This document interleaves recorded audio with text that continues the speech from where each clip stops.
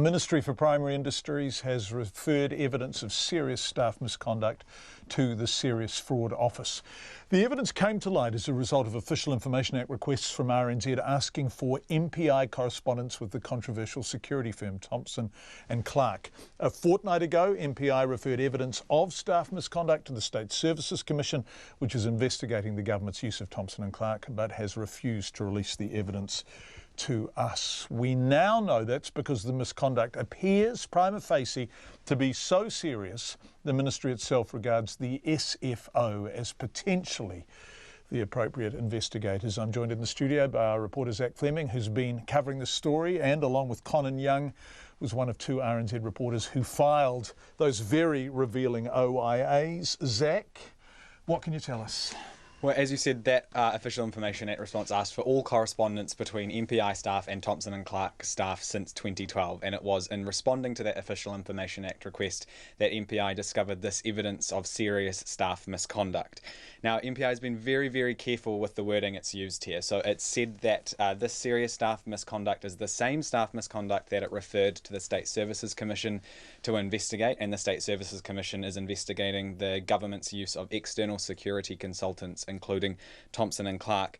But it said that this evidence doesn't concern the contracting of Thompson and Clark. So it may be about Thompson and Clark, but not the contracting of... Right, so can I clarify? So as a result of the investigations in response to the OIA requests about what the ministry was doing with Thompson and Clark, they have found the serious staff misconduct. Okay. But they have said it doesn't relate to prima facie, right? So they, and it must be serious because there is a threshold under which you do not go to the SFO. Yeah, the SFO only investigates complex, very serious bribery, corruption and fraud cases, and most of the cases that are referred to them aren't investigated. They only take the very highest ones. Have we heard from the SFO yet? They have said that a matter has been referred, but beyond that they are declining to comment.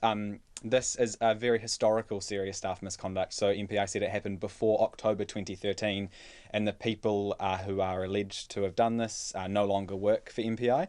MPI said that they waited to refer this to release the decision to refer it to the Serious Fraud Office, to give the Serious Fraud Office a chance to consider all of the material. But they say that MPI says it won't be making any further comment while the State Services Commission is investigating. And I guess that makes sense, and I guess it also explains why you have had such resistance from MPI to telling you what, in fact, they are looking at. So other government agencies have found evidence of misconduct as well. The SIS found evidence that its staff were helping Thompson and Clark to get contracts with other government agencies, and the SIS released that evidence. And so when MPI said that it had evidence of serious staff misconduct, we said, well, show us the evidence.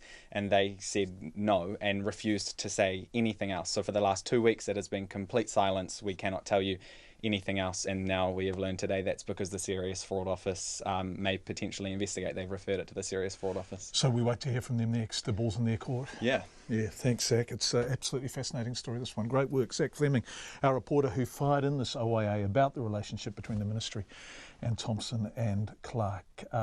We look forward to the SFO telling us what they're going to do.